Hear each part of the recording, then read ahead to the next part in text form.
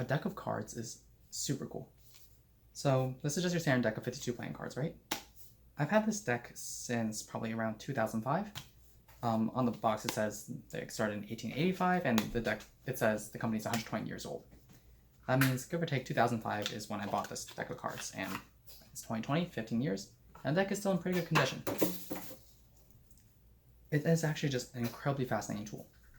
So if you give it a good shuffle, and a completely random shuffle that is, chances are you will create a unique ordering of cards that no one has ever seen and ever will see for the next few hundred years. And thinking that that much possibility lies within just a standard 52 deck of playing cards is really cool. For our purposes, it's super useful for sorting. Let's say we want to sort this deck, right? Whoever wants to just put away a deck that's not sorted. I mean, you always want to sort a deck ace to king, suits in the proper order. Having a complete random series of cards is great for learning how to sort things. So let's learn how to sort a few of these cards, okay? What we could do to test ourselves is we can just shuffle the deck, again, a complete unique pattern that no one else has seen, and just take out the first few cards of it, okay? Here I'm going to take out a 5, 7, ace, we'll call it a 1, 6, 9, 4, another 1, and jack, we'll say 11. And we'll take these few cards and we'll just sort them. We will be going over this with two algorithms, insertion sort and selection sort. So let's just go to it. Let's sort these numbers with insertion sort. The algorithm is here on the top left. So we're going to loop through the n elements of the array. Okay, so we're going to have to loop through each of these elements. We're going to start with the ith element, whatever element we're on. Okay, well, I would start at 0, so let's start with the 0th element. That's 5. We're going to move the elements of the subarray a0, a1, ... ai minus 1 that are greater than the ith element. Okay, well, currently our sorted subarray only consists of this, which is nothing. So our 5 would then not need to be reordered, and we can just leave it as is. This is currently a sorted portion of our array. Let's continue on. We're going to loop through it, so we're going to increment our I by 1. We'll get the ith element. Okay, that means a 7 here. And we're going to move the elements of the subarray that are greater than the ith element. Well, here's our subarray here. What elements are greater than the ith element? Well, none of them. 5 is less than 7. So we can just say the 7 belongs here and repartition this accordingly.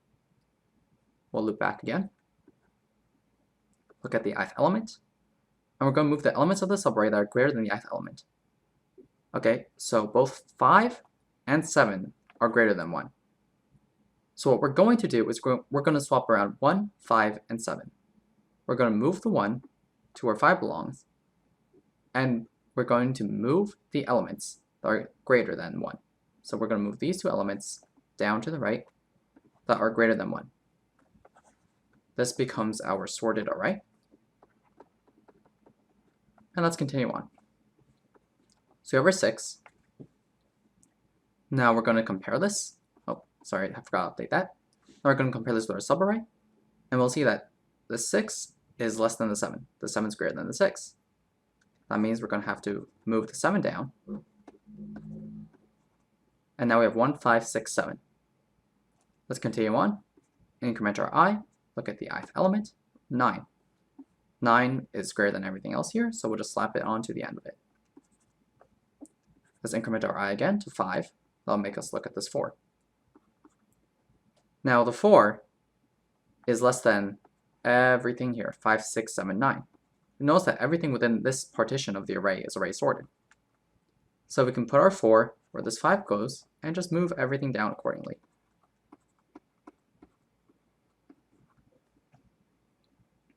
Next, we're going to insert a 1. To insert this 1, we'll have to move down everything here. Okay. So we're going to move down everything there. 1, 4, 5, 6, 7, 9. Now we're at our last index, 7.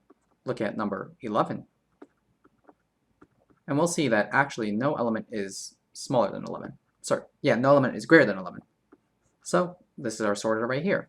1, 1, 4, 5, 6, 7, 9, 11. So that is how we use insertion sort. Let's go on to looking at selection sort. The goal of selection sort is going to be to select the minimum element of the unsorted portion of the array and swap it into our sorted portion of the array. So we're going to look through the n elements, find the minimum element in the unsorted portion of the array, and swap the found minimum element with the first element of the unsorted portion. So currently we have our sorted portion of the array here, denoted with the S. And we have our unsorted portion, which is literally everything else. It's 5 to 11. So we are going to loop through the n elements, okay, where I equals 0. We're going to be looking at this 5. Find the minimum element in the unsorted portion of the array. So we're going to go through each number, look at it, and see if it's minimum. 5, that's our current minimum. 7, that is not. 1, that's our new minimum. 6, that is not. 9, that is not. 4, that is not. 1, it's a duplicate, we'll just say it's not. 11, it is not. So our minimum is 1. We're going to swap around this 1 and 5.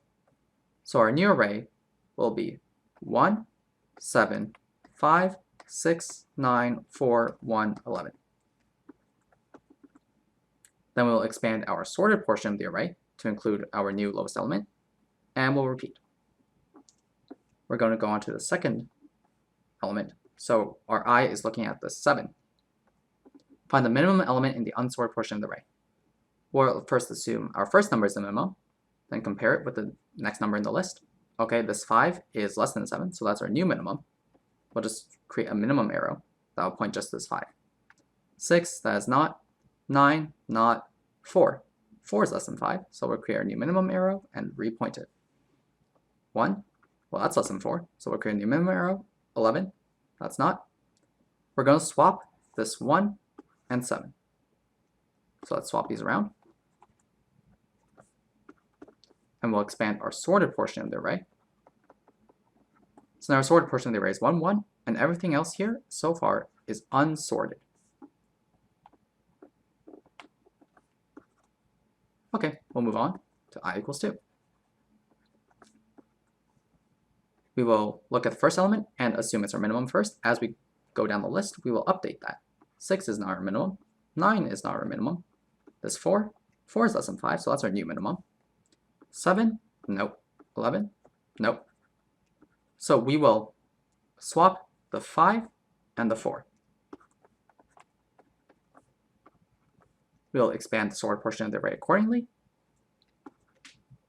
Now let's continue on. I have I equals 3. This is my first element. This is my minimum. Going through the rest of the list, there is no more minimum. I'll swap this 6 and the 5. And our sorted portion expands. Moving on to I equals 4. We'll assume 9 is the minimum, then we'll say, okay, 6 is less than 9, then everything else is greater than 6. That means we'll swap around the 9 and the 6. And we'll close it off there. We'll assume 9 is the new minimum. Oh, moving on to index 5. 9 is the new minimum. Well, 7 is actually less than 9, so that's our minimum. 11 is not. So we'll swap around the 7 and the 9. And we will repartition accordingly. Now we compare the 9 with the rest of the list, 11. We'll see 9 just needs to swap with itself, so we don't move it at all. So we just remove the partition. Then when we have the last element, we know, well, it's going to end up swapping with itself, and then we can just repartition. And now we have a sorted array, 1, 1, 4, 5, 6, 7, 9, 11. So why do we care about all these sorting algorithms? They all get us to the same endpoint, a sorted array, and there's really only one way you can sort an array. Each sorting method will take a different amount of time to complete. That means that some sorts actually run a lot faster than others. I wrote some code here to exemplify that. It will run the insertion sort algorithm, and then it will run Python's built-in sorting algorithm, and I'll tell you how much time each one took and compare the two by a factor of whatever.